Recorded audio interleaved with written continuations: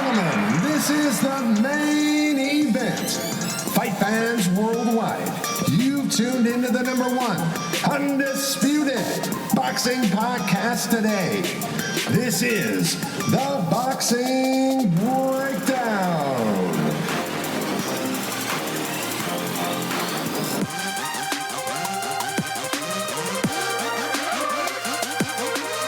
Now, your heavy-handed, hard-hitting host, Mark Roxey.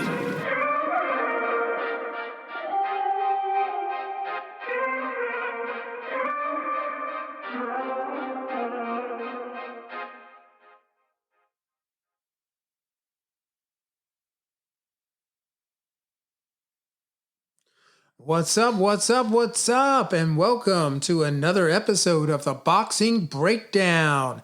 And I'm your host, Mark Roxey, and I'm super excited to be with you again today. Thank you, Lord, for another day. And I am here in the studio, and I'm excited again to bring to you a really, really interesting area of the sport of boxing that I know many of you folks out there would want to know about. So, I don't know how many of you know that I work with professional fighters. I train and manage them as well, full disclosure. And part of being a manager or being a fighter is really understanding the ins and outs of the laws pertaining to the sport of boxing and the sport of and the entertainment business, and really understanding how to protect yourself and to plan for your future and your ascension into the sport. And one of the things that all fighters should have is access to good legal counsel. And you hear all kinds of stories of fighters signing contracts and really not even knowing what was in the contract, or, signing the contract, knowing what was in the contract, but not really following through with their obligations and getting themselves into trouble. There's legal troubles relating to how they choose to quantify the financial income that comes in, and not being set up properly. I mean, there's so many pitfalls that a fighter or a manager or a promoter can fall into by not really understanding the laws and understanding how to place themselves properly and control their images, when I'm talking about fighters, of course. And, if you're a promoter, controlling your libraries, as you see with, organizations like Top Rank or Golden Boy, and many of the others, how they control their libraries. I really don't want to digress too much, but I do want to say that having quality legal services around you and people that can really advise you legally behind closed doors and represent you properly is one of the most important elements of being a manager or a fighter. And you have to have trust in those people. And so what I thought would be really cool was to have on the program today an incredible lawyer, someone who has extensive experience in, all types of areas of law, but particularly a lawyer who understands the sport of boxing and the sport of and the entertainment industry. And so I have with me today Paul Haberman, and he is a fantastic lawyer. I've done contracts with him. I've worked with him on several boxers' careers, and he is himself a former boxing manager. He represents professional athletes, entertainers, managers, agents, and promoters on a range of matters, including the drafting and negotiation of management, promotional, site options, sponsorships, appearances and endorsement agreements, contract issues, compliance with state athletic commission rules, sport and site-specific rule regulations, and federal law, including the Ali Act. He's an expert speaker in the Ali Act, and hopefully we're going to talk a little bit about that today. He has extensive knowledge in contract litigation, engagement of third parties to secure, sponsorship, endorsement deals, management promotional options, site and training agreements. As I said before, the Muhammad Ali Act, Reform Act, compliance, sanctioning body matters, sponsorships and endorsement agreements. My God, this guy, he knows the sport of boxing. State and federal regulation compliance, and talent agreements. So without further ado, I would like to welcome my good friend, colleague, and associate, Mr. Paul Haberman ESQ. It's great for you to be here. And to be honest, people are loving the program. I'm getting great response. And with guys like you, how could I not? Thank you. Yeah, you seem to have focused on some interesting things so far. So that's excellent. I mean, there's a lot of purported boxing podcasts, but I guess I'd have to say mixed quality of the few I've had the chance to hear. Such a proliferation of people that think they're into it, but probably don't know what to ask. But you ran that nicely. Yeah. You're a real floor general with that. Thank you so much. And thank you for listening to the other programs. But having you on is that it's an honor because you are, how can I say this? You're just a wealth of information and really like a service to the boxing community. You have tons of insight that a lot of people need, Thank you. Yeah. I mean, I like to think of myself as a beacon of morality in the sport, the best I could be. Well, that you are. You've been that for me. You've been that for me in negotiating for one of my athletes that really needed your help. So how's he doing now, by the way? What's the latest? Obviously everybody's inactive. How's things been the last couple of months? Well, like we've been talking about it, it's just a hard time for all of the fighters. He's particularly he's not fighting right now. No one's fighting. They're all depressed. And they have a right to be, they're all sitting on the sidelines trying to figure out how they're going to manage their careers and how they're going to get this thing to move forward, as we all are, and right. Yeah, but particularly moving into this next phase of yellow reopening, if you will, there's going to be a lot of need for managers and trainers and people in the field to have proper legal counsel for how to move forward here. Because you're talking about a shift in how the pay works. You're talking about a shift in, whether or not, because, fighters are not fighting in front of crowds. So now, how does that affect their purses? How does it affect the promoter's purse? When they fight, what happens if a Terrence Crawford, and I know they're all willing to do it. They've seen the writing on the wall. So they all know, listen, I got to fight. I got to keep building my record and building my legacy. So they're going to fight if they can, whether it's in an airplane hangar or, in a mall or, out in a field, they're going to put on fights. And, it won't be the last time. And it certainly isn't the first time that fighters have fought during a pandemic. Right. So it's just a new norm, man. We're in a whole other place. But having the opportunity to talk to you about all that legal stuff is like, the Ali Act and really chat with you about, ways that fighters can really help themselves is what's up. That's what's up. Right. Well, I'll tell you another interesting thing. COVID-19. One interesting point somebody raised on social media. one journalist, what are managers and advisors doing to keep their people active right now? Like not in the ring, but what sort of life, sort of planning are they providing on top of anything else, if they can?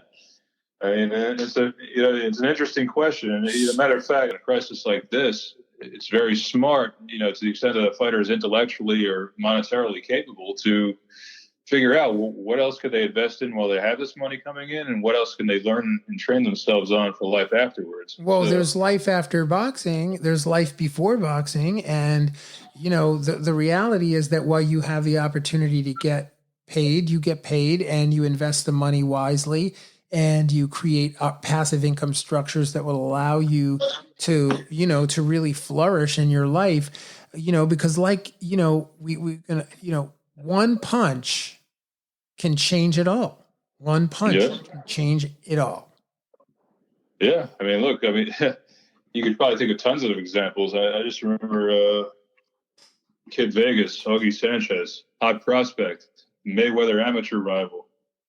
Where was he at after he got knocked out by Hamed? Over. Right. You didn't hear about him ever again. Right. He's just one example I can think of off the top of my head. No, but that's the story. Listen, that's the story of the sport, that, all athletic endeavors, but unfortunately for boxing, a lot of times the management, the representation isn't, the legal representation, et cetera, isn't in place. And we'll be back right after these messages.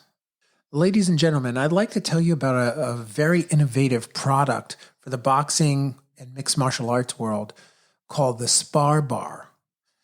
This unit is absolutely incredible.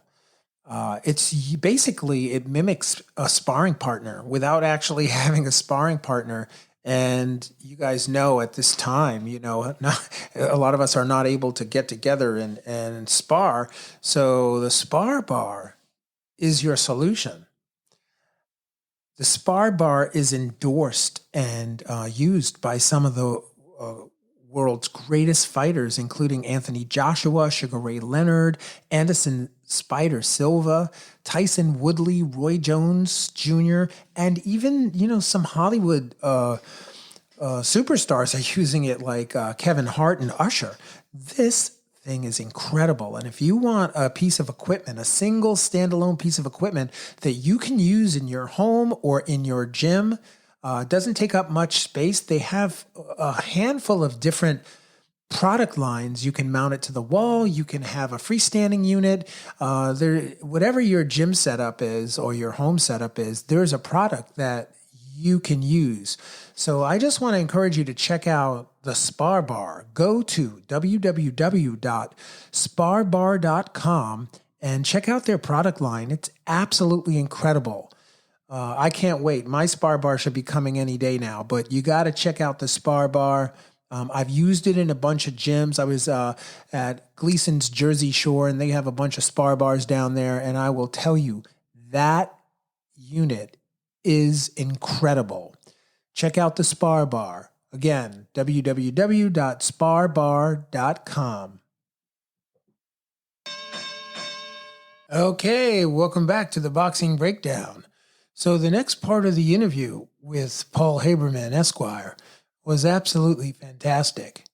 What we did is we broke down the Ali Act and talked about a lot of other things that I think you guys will find super, super important. So stay tuned, and here we go. And being the one in the wrong, he acknowledged he would do this. He wasn't... There's no shame about it. That is what he said he would do, because he's something of a known entity in certain spheres of the sport. And what I did from there, just because at the time I was a little more junior in the boxing world and the legal world, I said, let me get somebody that that really doesn't give it a toss, since there might be children listening about boxing, and stick them on this guy. And so what we did after a while of unsuccessful saber rattling is I had this other attorney who was actually a mentor of mine at my first law firm, file legal action against the promoter, at which point the promoter promptly stood down and released him. But it's that kind of stuff. It was an interesting early introduction to have that kind of experience. Another early lesson I had involving a former world champion and suffice to say, his last manager. He had several managers throughout his storied career. If I was to tell you what his name was, he was under almost what was called back then an administrative suspension. And, the challenge there was how to deal with that. And unfortunately, by the time I was contacted, he had already blown the time period for challenging the designation. But had he not blown the time period for it, it was kind of unclear what the commission in question was looking at. What was it that they didn't like? Because even when it was described to me, it didn't make an entire sense why he was suspended and when he was suspended, other than the fact that he was maybe on the tail end of his career and maybe, objectively speaking, in a position to take, one beating too many just off his name alone. Right. But it allowed me a deep dive into the world of athletic commission suspensions from early on. Matter of fact, it also led to the publishing of one of my first articles in a legal publication, an article I wrote called Losers by AKO. Oh, wow. Where I discussed the administrative suspension at length. Such as? Like, what were some of the topics that you delved into in that particular article? Well, I just talked about the how it's triggered, at least officially how it's triggered, how you would contest it, and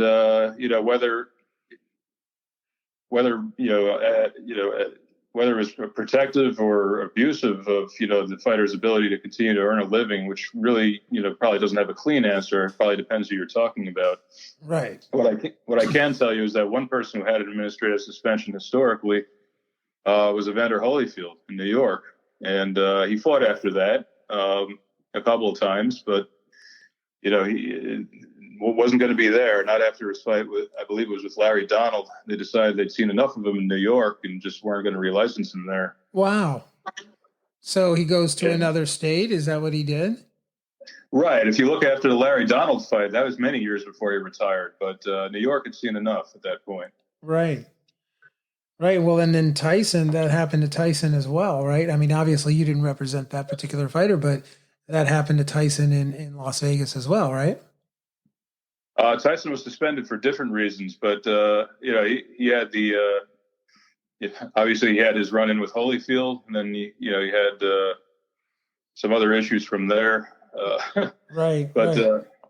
It's interesting you mentioned him because I've just started thinking in the last few weeks with all this talk about how he's looking on these viral clips and all these different talks about bare knuckle fights with Briggs or comeback fights against MMA fighters that are semi-retired names. Right.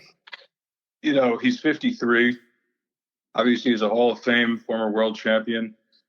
Obviously, he's a colossal puncher, but for a short period of time, there's a serious question about, what happens if he gets in with certain types of modern, durable, youthful, overall bigger than he was used to heavyweights that are like 20-somethings or early 30-somethings. Just look at Tyson Fury or somebody like, and I actually saw that name kicked around, that Fury supposedly had the possibility raised of fighting Tyson. Yeah, it was his namesake. If you know the history there, that's something where a commission should probably say, no matter where you are on the planet, that probably shouldn't happen. Yeah, I think that'll never happen. I mean, look, the reality. Look, Paul, you and I both know that to take a 50-year-old man who by the way Tyson is in incredible shape, and yes, he still has power. The last thing to go is your power. So he can still put you out. I don't care how good you are. Oh, yeah. Right? He could probably knock the moon out of the sky with one punch to this day. But, yeah. And so the interesting thing about this predicament in being a thoughtful person in boxing and really caring about the health and vitality of people who fight. I think that at 53, with the proper matchmaking, to put him against another, person in his age bracket, if you will, another master, and you could generate an amazing experience for the fans and for the world. Everybody gets paid. Those two fighters get paid super, super well. They ride off into the sunset. They are doing it for charity. So the money that goes to charity obviously helps that particular cause. And it could be really a win-win for everybody, so long as, the Kool-Aid doesn't get, there's not too much sipping on the Kool-Aid. And, he starts to, I think you kind of draw the line there. Although, listen, it's called boxing because you never know what can happen. Am I right? Certainly. Yeah. I mean, look, when you're hitting on this kind of novel, it'd almost be like a senior tour for boxing, but so Tyson versus Holyfield 3, which has been kicked around in the media recently as well. All right, maybe Holyfield's on the older side too. I just don't want to see something like Tyson versus Daniel Dubois, Anthony Joshua. Yeah, that would be certain. Tyson Fury, like that. Just nothing good would come of that if they get out of the first round. Yeah, and Paul, I actually think it would be a train wreck for the person that took the fight, if you know what I mean. Too. There's a whole other side to that a young fighter trying to step up to fight an aged Holyfield or an aged Tyson is really, it's almost like, why would you do that, And Tyson is one of the most beloved fighters of this generation right now. I mean, you see him if he shows up at any boxing event, you got standing ovations happening. People love him. I love him. I mean, who doesn't love Mike Tyson? I mean, and he's turned into, from what I've seen and what I've heard from him, he's turned into a genuine, he really has an amazing sense of self and he's very self-aware, and it's just amazing to see his transformation, I would agree. Yeah. It's definitely something to behold, especially having grown up in New York in the 1980s, where obviously everybody heard about Tyson's drama, but we had the tabloids, we had the Post and the Daily News.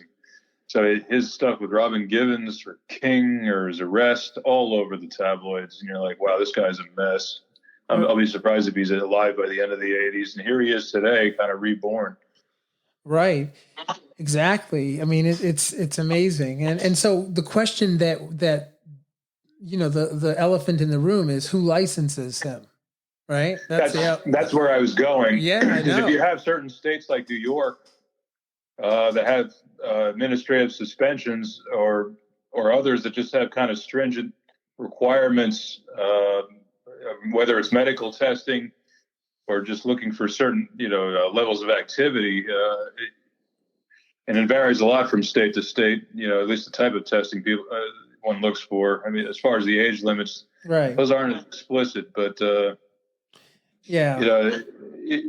say they even subject him to heightened testing. He might look otherwise physically fit, but would they get the same sort of vitals that they'd want to see from him that they would from a 20-year-old Olympian? Right, and the scans would show all kinds of things. At our ages, when you get up there in age, you never know what's going to show up in a scan.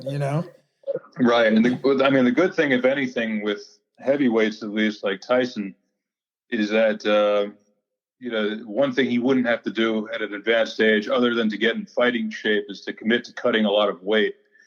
And I say that because I would contrast that a little bit with what I'm also reading about here and there, what I've also read about here and there the last couple of months, and I don't know if you've seen this too, but there's also some talk about Michael Nunn coming back, and there's also some talk about Sergio Martinez coming back, who versus the two of them is barely retired. Yeah. I think Nunn has been out of action since 2002, Tyson since 2005.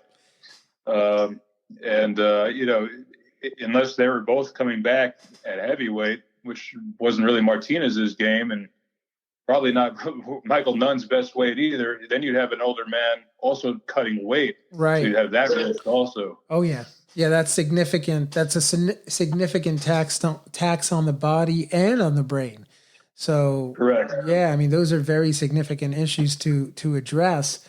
And again, matchmaking, there's so many things that would have to fall in line for those classic fighters to actually get back in the ring and meet, But I will tell you that I'm intrigued. I understand the practicality of just saying, nah, come on, this is ridiculous. I understand the practicality, but the dreamer side of me is like, man, like I would just love to see Tyson and Holyfield run it one more time. Like that would be, but without a doubt. Yeah. And whatever promoters are behind that, there's going to be a lot of money made on that. I mean, there's going to be a lot of money because I can tell you might even, there's a possibility that you could bring an entire generation back to the sport of boxing that have left.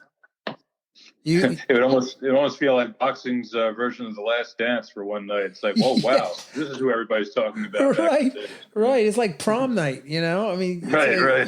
You're talking, but can you see what I mean? We're not promoters, but could you see the viability of promoting something like that, and then in turn being able to convert all those old fans into new fans? Yeah, I mean, that would be something. And I think, if the promoter or organizer channel, what they kept covering the event, was really doing its job to hype it up, they'd even have some sort of, maybe multi-part series recapping the careers of whoever was involved leading up to it. So just to kind of get an idea of what it is that you're watching, even if they're in this reduced aged state. Right. No, absolutely. So, again, you are an attorney that specifically works with professional fighters, promoters, managers, etc. And right. You've had a chance to work with lots of different characters. Do you have a particular thought about the landscape of what you're dealing with when you're trying to negotiate on behalf of fighters, for example? I do. I mean, it's always an interesting experience. Hard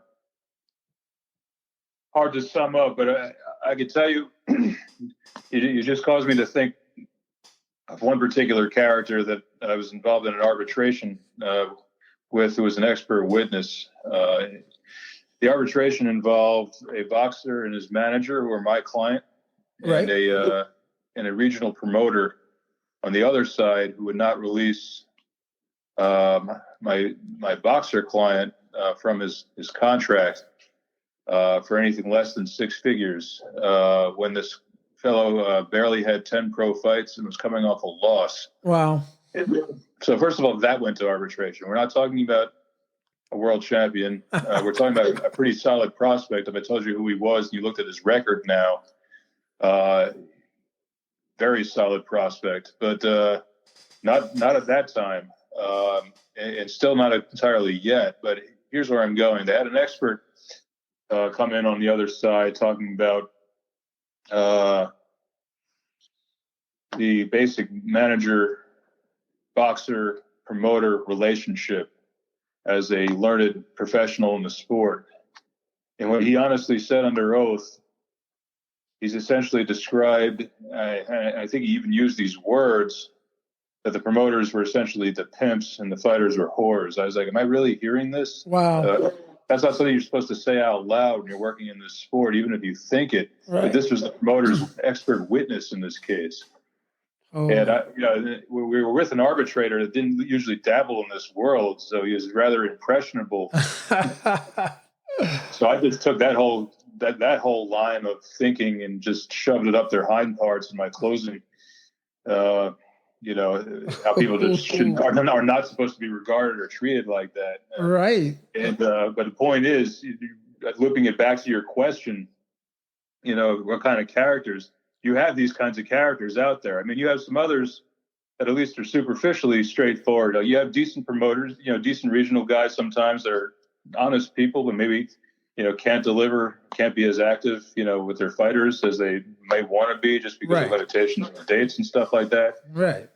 You have managers that might have the same problem just because they're not as well connected, but you have others that, really try to lock them into these lopsided agreements with very little coming back in terms of representation, what they would do. So, and, as soon as I can get a hold on them, if you're bringing me in, it's not to soft pedal it. Oh no, I know that. I'm not the just happy to be there type. That's glad that I'm dealing with somebody I've heard of. I will beat that contract up if you want to, and most of the time it's well earned. Right. No. Absolutely. And so along those lines, let's just expand upon that. What are some of the most egregious violations you've seen in a contract? Like just a couple, you don't have to give any names, but like some things that fighter, like you just wouldn't, you'd fall off your rocker if you heard it. I mean, some of them are more subtly egregious. It's like when you look at a contract and it has almost no guarantees of minimum money, minimum activity, but it has like 5 different tolling provisions where if the fighter doesn't agree to take fights, it'll count against the number, or they'll freeze the agreement, or right. You see that all the time. Yeah, I'm trying to think of a particularly egregious one. I've just had some that have made me smile, suffice to say, because you just got to scratch your head. It's like, well, why'd you even come to me with this? You could tell it's garbage. Right. Why'd you come to me with this? Right. I'm happy to tell you it's garbage so that you could confirm your impressions, but I think some of it is more subtle. I think the more interesting situations for me are when I get promotional agreements to review, for example, where you know who the promoter is, you've heard enough about them to know what their activity level could be, but then you still see the moon and stars being promised when you know that they can't deliver it based on their history.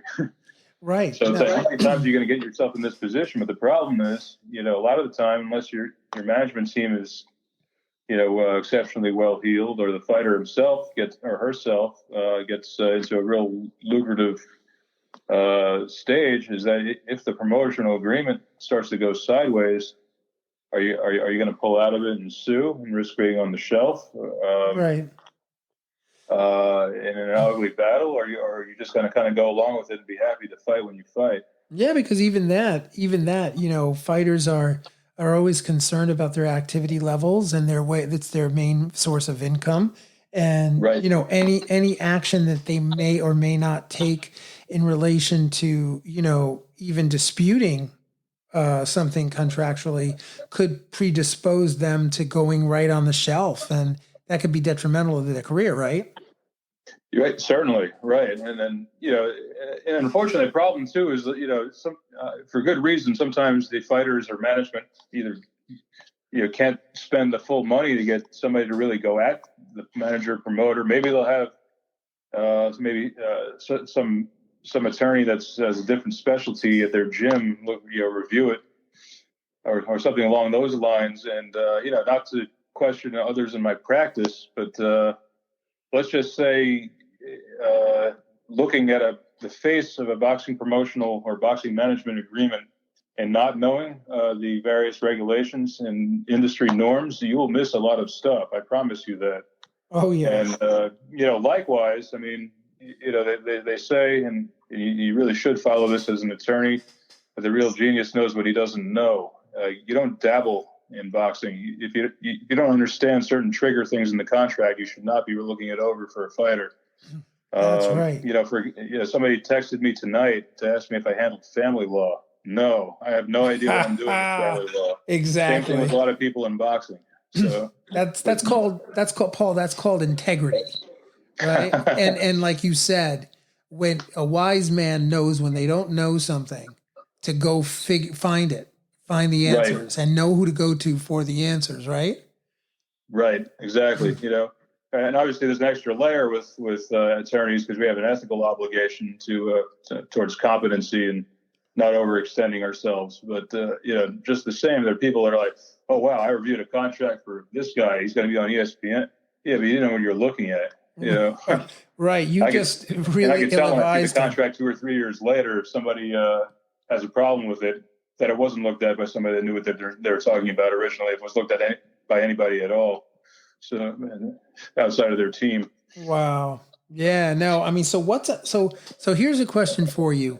For those fighters and managers and even promoters, right? Because not all, there's a lot of up and coming promoters that are out there trying to get their craft up and going, get their corporations going.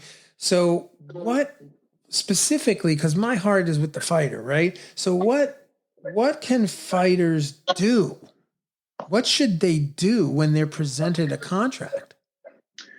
Well, first thing they need to do, and people used to laugh when I said this on sports law panels that I used to do when I was managing earlier in my career at various law schools.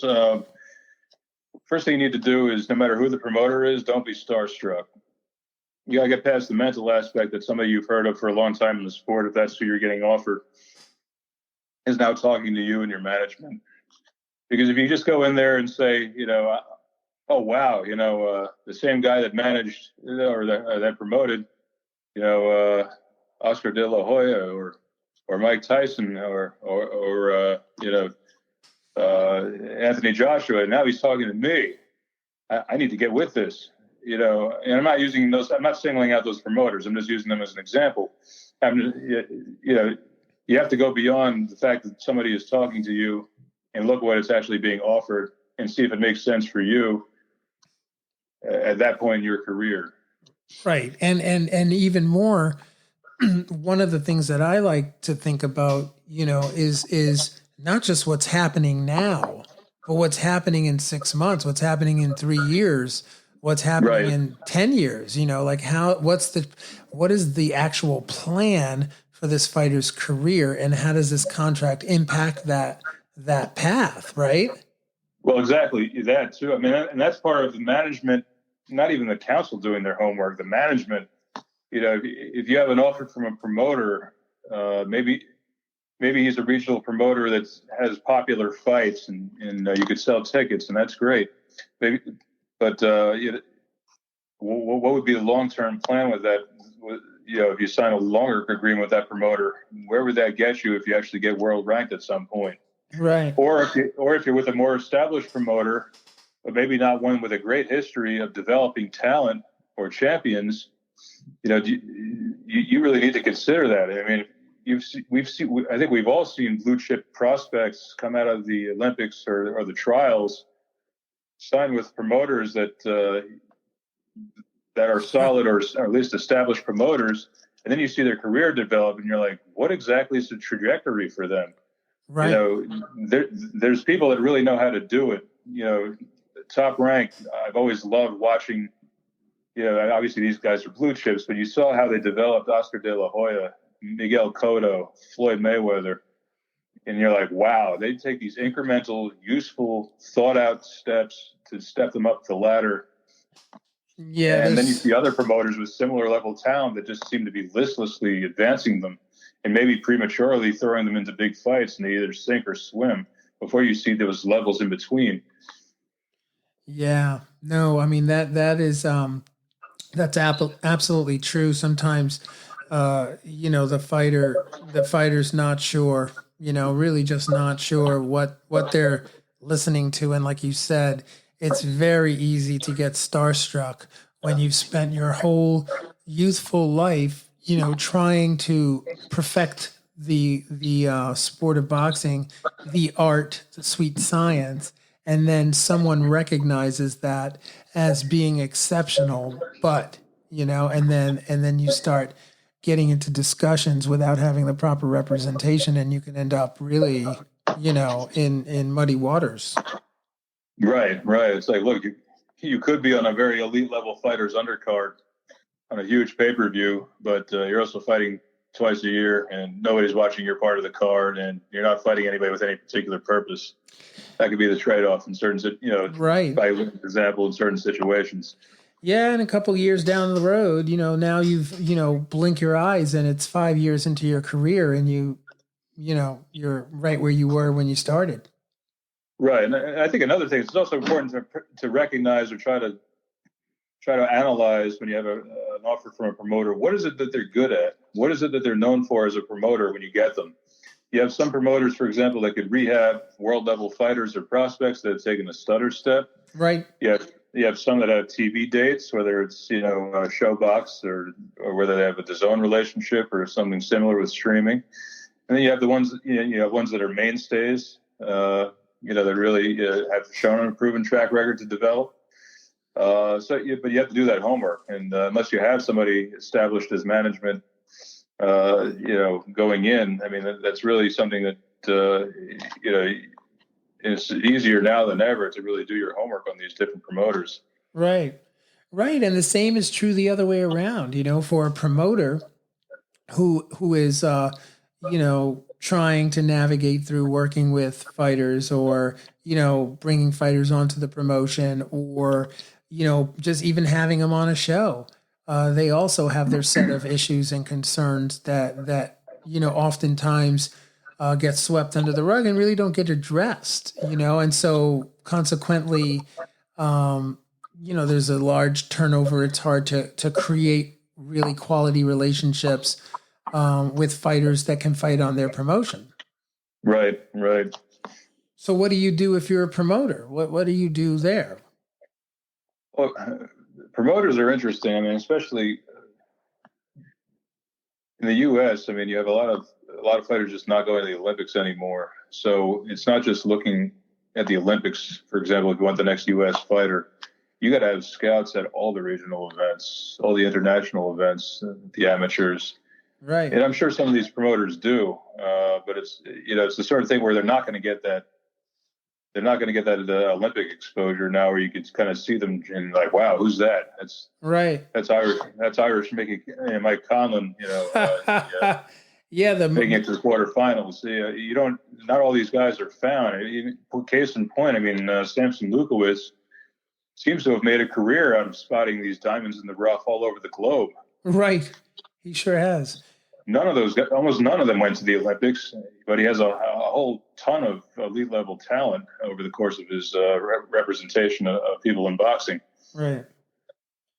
Wow. So let me ask you something else. I had this on my mind as well. Okay.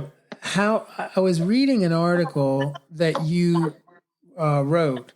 And the title of the article was "How to Avoid Getting Burned by Manager Promoter Firewalls." I was wondering if you could talk a little bit about that. What's that? I was wondering if you could just talk a little bit about that. Yeah, certainly. I've heard a lot of times around boxing, and as I noted in the introduction to that article, especially with the rise of advisor types in the sport. This guy is violating the firewall because he's acting as a manager and promoter at the same time. That's not allowed under the Ali Act. And technically speaking, you are correct, except that you're only correct after the boxer is fighting 10 rounds or more. Right. Up until that point, as the Ali Act itself reads, you can do both. It would appear. And then at the same time, as I note in that article, there's a number of state regulations that while they bar a promoter or manager from being the same person or having a financial interest in the other, they bar it unless they otherwise approve of it. Wow. So the idea, I can understand the super objective of why they might have that sometimes. Like, for example, they don't have this firewall necessarily overseas. So they don't want to have somebody come here for a main event with their manager / promoter and have some sort of problem because they're fighting here, maybe. Wow. That, and maybe that's where the permission or consent comes in, because otherwise they'd be violating the firewall on U.S. soil. So, wow. So let's just for the listeners out there, just so all you fighters out there and managers, so in other words, for a 4, 6, 8 round fight, you wouldn't be violating that. Is that what you're suggesting? Would not be violating federal law. You'd have to also look at the state regulations. But even if you're violating some of the state regulations, as I point out in the article, that you might be able to get approval, as long as you have transparency with the state regulatory body. Right. So in other words, if you're in communication with them, you might have a slight chance of making that pass through. Right. Interesting. And I think if there's one theme with a lot of the athletic commissions, you see this whole patchwork of regulations, but they want transparency. If you're going to be a manager and promoter for somebody early in their career, you need to tell them about it. If you want to, what was the other? Where was I going there? If you want to have a financial interest in the promoter, in the fighter, everybody that has the financial interest in the fighter has to be disclosed. You can't have secret managers, because when you find out about those, and I had that early in my career also with another client, commissions will not be happy about having somebody else secretly taking money out of the fighter's purse that's not registered with a commission. Wow. Yeah. And some of the states that you cite in your article, including like New York, New Jersey, Connecticut, those are not, listen, and Pennsylvania. Let's give Pennsylvania a shout too, because those are really not easy states. There's those states, and then there, and of course Nevada, Las Vegas is not an easy state, but Right. there are certainly states that are more lenient, if you will. Right. But these states, you'd be hard pressed to get it through the New York State Athletic Commission or the New Jersey State Athletic Commission for sure. Right. And honestly, just refreshing myself on some of their regulations for the article, I was surprised that that all three of them did seem to have at least some degree of wiggle room. Wow. So tell me what. Let's try to shift our thoughts from legalese to we're talking to athletes in the profession, right? Okay. What are like the top 4 points in the Ali Act that you think that they should pay attention to? Granted, they haven't read it, right? Right. Okay. Well, top 4 again. If to the extent there's a concern, you'd want to have you want to be aware of the firewall provision, because just so you understand where the firewall provision comes from. Not to go back to that again, but the firewall provision's origin, if you track it, essentially goes back to, among other things, situations like when Carl King was managing Don King's fighters. And there just didn't, even if he's in theory a separate entity, he effectively wasn't. And things felt abusive about that for one reason or another. I mean, that's well before I was on the boxing scene, but I've read about this stuff, and in the origins. And when you hear about relationships like that, it kind of get you scratching your head. So there's that. The other one, which I've also written a good amount about, is the Ali Act disclosures. I was just gonna, I was just gonna pick your brain about that. I was just about to say, can you just expand upon the Ali Act, the disclosures disclosed? The other recent article, yep, that was. That's another thing that a lot of people like to bandy about, but don't really know the meaning of. Like, my promoter's not being transparent. He's not giving me X, Y, or Z. Well, here's the thing. It's not multiple choice. Promoter is supposed to disclose to the fighter revenues and expenses that go into the promotion of their fight before the promoter themselves is supposed to take any money from it. Right. How this ends up in practicality is that at some point, ideally you'd be getting this on a rolling basis leading up to a fight. You'd hear, oh, you know what, Mexico just had a television station sign a distributorship agreement for the fight, and it's worth this amount of money. And then, the Showtime deal is worth this amount of money. And here's Japan now. But what seems to happen, or and what I've seen of disclosures, is that they come at some point after the fight.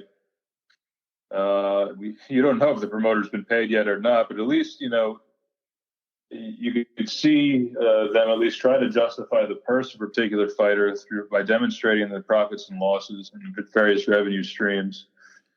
And and importantly, going forward, if you hadn't received them at any time previously, you could get a sense of how much you could demand based on how much, on what's generated. You get a better sense of what the economics are going in, rather than just saying, I'm ranked number 10 in the world, I should be getting this much. You can see what actually goes into it. Right. And whether or not you should be asking for that much, Yeah, because otherwise you don't know. Right. So part of the Ali Act disclosures is not just transparency, which is obviously the super objective there, but it's also to give yourself knowledge of your bargaining position going forward. So, it's the one particular world champion that I've dealt with. I've represented him better part of probably over 10 years, technically, at this point. One of my first clients in the sport, and a lot of his peers, like himself, are also in a position to make a lot of money right now, and some of them are happy with whatever they're offered. They don't even ask to go behind the numbers. They don't even ask for the disclosures most of the time. Right. And it's like every fight could be your last. You need to ask for this stuff. Amen. That's right. And again, that's the point. If you don't have good advisors, good counsel, you're not even, you're just happy, you're just resigned and content, resigned and content, to just accept whatever it is that you're being offered. Right. And I guess it's almost like my recurring theme tonight is don't just be happy to be there. Yeah. Right. The football players are not just happy to be there. Basketball players, not just happy to be there. Boxers don't need to be either. They all sacrifice to get to where they are in their level of the sports that they're in. They all want to maximize before they're compelled to retire in their mid-30s. If they're lucky, or early 40s, if they're even luckier. Well, and to your point, Paul, like a lot of people don't understand truly. They watch the sport. It's very entertaining. The fans of boxing are very, very loyal fans. Right. But I don't really think people truly understand the damage, short, middle, and long-term damage that happens when fighters fight. And so to your point about making sure that these young men are compensated correctly, again, you could be happy getting a nickel to get on the bus, but in the end, you want to be able to have your own car to drive yourself where you got to go. And right? Exactly. Yeah. Yeah. Exactly. And that's up to the people that are caring for that athlete's career to make sure that they are paid properly according to what the industry standards are. Correct? Correct. And look, when you're at a certain level, a lot of us would like to get, for example, $200,000 in a year. Yeah. Of working every day. So if they're getting $200,000 for a night of work, say, well, holy smokes, I'm getting $200,000 for a night of work. That is not the end of the inquiry, even if it sounds staggering to somebody, at least the first time they get it. You have to see what goes into that and see if maybe you could even be pushing for more, depending. Yeah, and even like $200,000 for a night of work seems like a lot, but really, when you factor in how many years has that fighter been in their career? And right. What did it take? And then, there's a couple of things to consider there. First, you have, you look at 200,000 and that's gross. And then you have the management fee, the trainers, the training, all of a sudden half your purse might be gone by the time you do the math after that. And then you might also only get that 200,000 once. I mean, I was just reading something the other day out of curiosity. I mean, not entirely on the point, but it makes the point that you got to value the bigger purses you get. I was watching Tyson's the archives on ESPN last week, and of his early fights, and I was like, what could somebody like Sam Scaff be doing now? So I Googled him, and and I read some article where his biggest purse in his professional fight career was $11,000. Which to him, obviously, for a night of work, that's good for almost anybody. But 11,000 for him once, 200,000 once for somebody else. That's not going to sustain you in retirement. No, and the level of competition just from the logistic on the ground analysis of a $200,000 purse. Which you have to remember that in order to compete at a level that would quantify you to receive that kind of revenue for a night of boxing, you have to have a very significant contingency of players in your camp to conduct the activity that needs to happen in order for you to get to that level, right? You have to have a cut man. You've got to have several trainers, depending on who the fighter is. Maybe one, but it could be more. Nutritionist potentially. Yeah, nutritionist, masseuse, therapy, doctor's visits, clothing, transportation, training facilities. I mean, it's not an easy business. Right. I mean, you can sell an iPhone for, $1,000? It's $1,500. One iPhone is $1,500. And a fighter comes out, a fighter who's, making a pro debut or 4 fights into their fight, they're getting $800, $1,000, $1,500, whatever the purse might be. It's never going to be enough. And so that and I'm not putting that on the promoter, because it's hard enough for the promoters to promote fights and to make ends meet, to especially the club promoters, the small promoters that are out there grinding every day to get their shows up. It's real hard for them. But when you bring in networks and television, it's when that money, you really have to have the proper litigators in there and the proper, advisors to guide that. Right.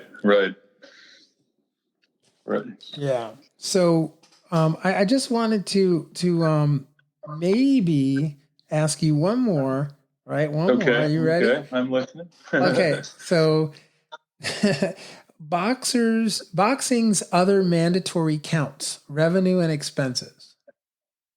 Right. Let's look at that article.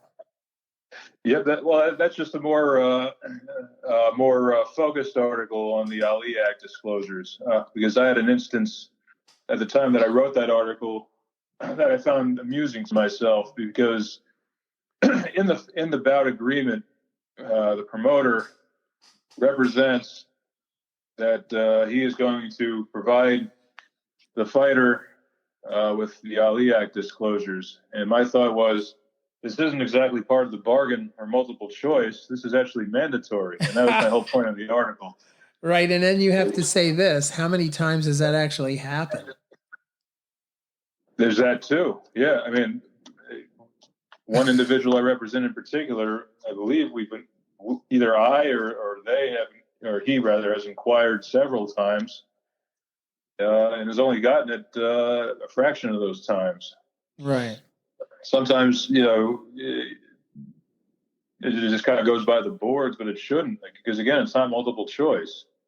And you see lawsuits that are based just on Ali Act disclosure issues. That was part of Mikey Garcia's beef with Top Rank, right? And if I'm not mistaken, also part of Andre Ward's beef with Goosen. Right. Huh. Very, very interesting. You're like an encyclopedia of law. and really, really super fun to talk to. And where is your firm located? Where are you guys? Okay, so I'm located, well, where am I usually located? I'm usually located in Tenafly, New Jersey, which is a New York City suburb, about a half hour outside of New York City. I'm admitted to practice law officially in New York, Connecticut, and New Jersey. Right. For now, I've been working out of my house for the last 2 months for obvious reasons.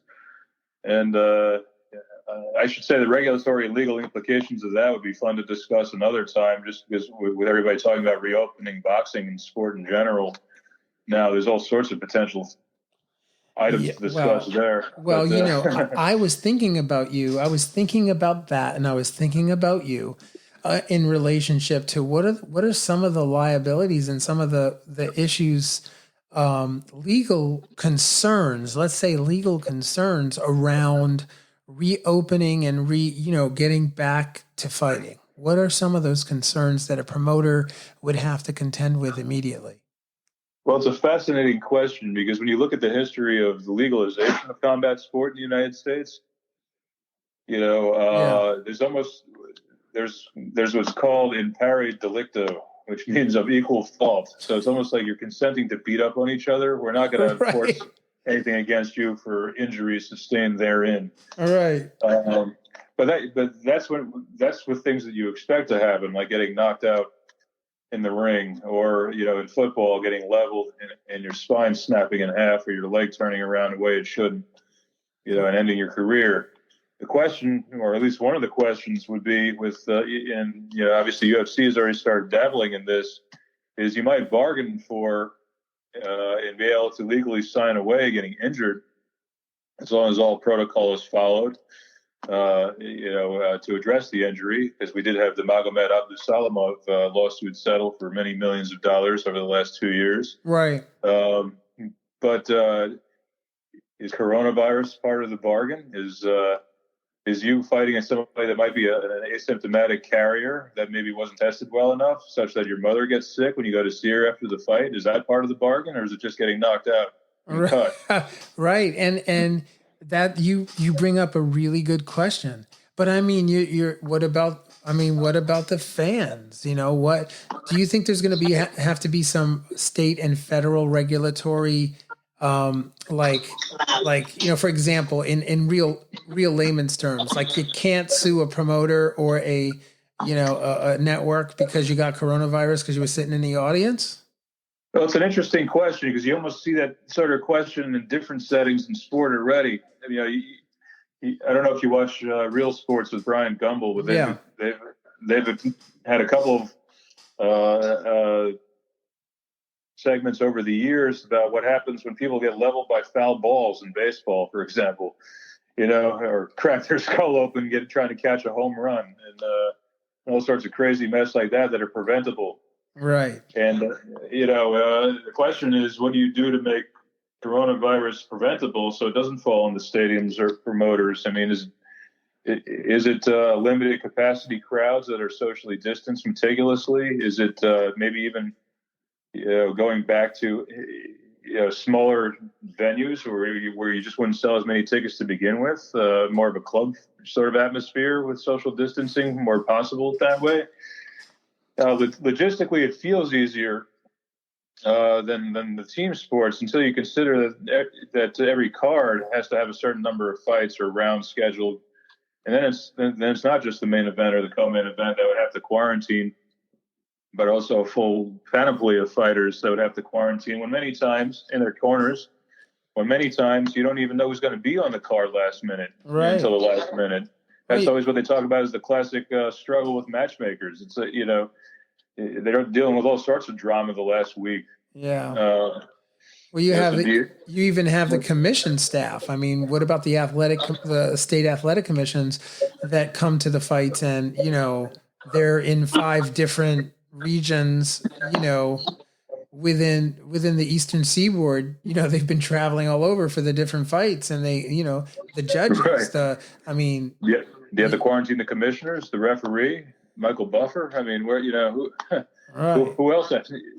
He's yelling into the mic. Does he, spitting everywhere theoretically while he's talking? I mean, I can't imagine Michael Buffer spitting anywhere. He's too classy to be spitting. No, he's one of the best. But some of these more off-brand announcers you might see here and there just kind of bark and try to sound excited when it doesn't come naturally. Right. I have to put some extra effort and spit it. But point being, though, I mean, all these people are close enough, all things equal, to the fighter to each other to cause problems for other people. Right. In a normal fight night. Yeah. Man, Paul, listen, I just want to say that I'm really grateful that you came on and we were able to chat. And hopefully the listeners will really enjoy the conversation and learn something from you, because you're a wealth of knowledge. And I'm just grateful that you came on the program. And I hope that we can do it again. Thank you. Anytime. I enjoyed myself here, and I thank you for the opportunity. This is an interesting time to be talking to me, just with a lot of different things going on, not just with my roster of clients in the sport, but again, with things like COVID-19 floating around out there and all these fighters talking about unretiring. Oh, I know. A whole generation of fighters, an entire generation. And it's a complicated thing. I'm sure your practice is booming there in Tenafly. And Paul S. Haberman, the law offices of Paul S. Haberman. You are a service to the boxing community, my friend, and I thank you for being on the program, and I hope to chat with you very, very soon. Thank you. My pleasure. And again, anytime. Stay safe, everybody. Thank you, my brother. Okay, and with that, the Boxing Breakdown is out. Fight fans, join host Mark Roxey and special guests as they break down all aspects of the boxing world, including news, business, management, training, promotions, fan reactions, upcoming events, matchups, future boxing stars, title fights, state of the boxing world, and all the stuff you don't see when you watch boxing. This podcast is released each week on Thursday at 8 p.m. Eastern Standard Time. Live streamed on YouTube, Instagram, and Facebook Live. It's the Boxing Breakdown, hosted by Mark Roxey.